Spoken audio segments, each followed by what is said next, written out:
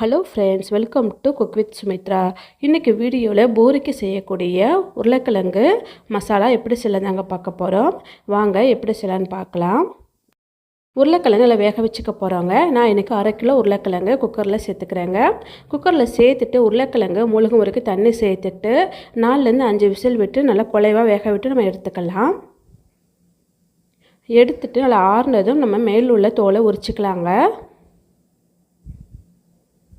தோலை உரிச்சிட்டு நம்ம எடுத்துக்கோங்க. இப்போ நம்ம மசிச்சுக்க போகிறோங்க.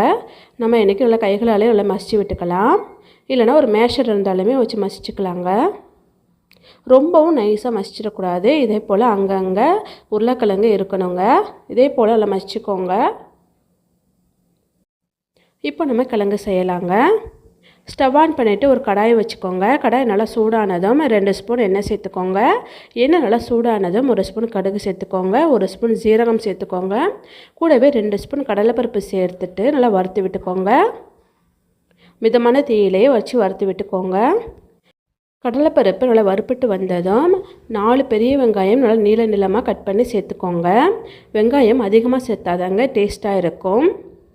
வெங்காயம் நல்லா பொன்னிறமாக ஆகும் வரைக்கும் வதக்க வேண்டாங்க. கண்ணாடி பதம் வர வரைக்கும் நல்லா வதக்கிக்கலாம். இதே போல் ஒரு கண்ணாடி பதத்துக்கு நம்ம வதக்கிக்கலாங்க. வெங்காயம் வதங்கிடுச்சு. இது கூடவே 1 ஸ்பூன் நறுக்கி இஞ்சி சேர்த்துக்கோங்க.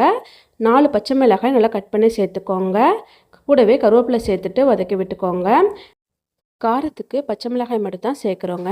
அதனால் காரத்துக்கு எப்போ பச்சை மிளகாய் சேர்த்துக்கோங்க. சேர்த்துட்டு நல்லா வதக்கி விட்டுக்கோங்க. 1 நிமிஷத்துக்கு நல்லா வதக்கி விட்டுக்கோங்க. வதங்கினதும் மஞ்சள் தூள் சேர்த்துக்கோங்க. 1/2 ஸ்பூன் அளவுக்கு மஞ்சள் தூள் சேர்த்துக்கோங்க. 1/2 ஸ்பூன் பெருங்காயத்தூள் சேர்த்துட்டு கலந்து விட்டுக்கோங்க.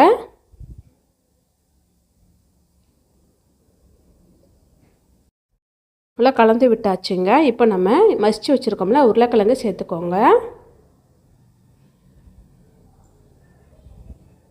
உருளைக்கிழங்கு சேர்த்துட்டு நல்லா கலந்து விட்டுக்கோங்க.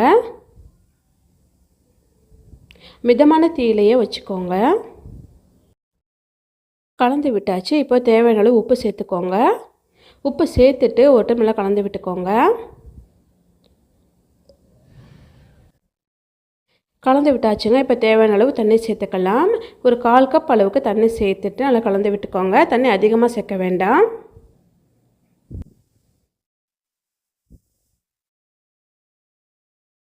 கலந்து விட்டுட்டு நல்லா மூடி போட்டு ஒரு 5 நிமிஷத்துக்கு மிதமான தீயிலேயே வேக விட்டுக்கோங்க.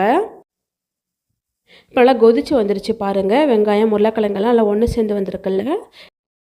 இப்போ உருளைக்கிழங்கு மசாலா ரெடி ஆகிடுச்சு. இப்போ கடைசியாக கட் பண்ண கொத்தமல்லி 1 ஸ்பூன் அளவுக்கு சேர்த்துட்டு நல்லா கலந்து விட்டுக்கோங்க. கலந்து விட்டுட்டு நம்ம ஸ்டவ் ஆஃப் பண்ணிடலாம். அவ்வளோதாங்க, உருளைக்கிழங்கு மசாலா ரெடி ஆகிடுச்சு. ஸ்டவ் ஆஃப் பண்ணிவிட்டு வேறு ஒரு பாத்திரத்துக்கு மாற்றிக்கலாம். இதே போல் நீங்களும் ஒரு முறை செஞ்சு பாருங்கள். செஞ்சு பார்த்துட்டு எப்படி இருந்துச்சுன்னு கமெண்ட்ஸ் பண்ணுங்கள். இந்த வீடியோ பிடிச்சிருந்தா சப்ஸ்கிரைப் பண்ணி சப்போர்ட் பண்ணுங்கள். லைக் பண்ணி ஷேர் பண்ணுங்கள். தேங்க்யூ.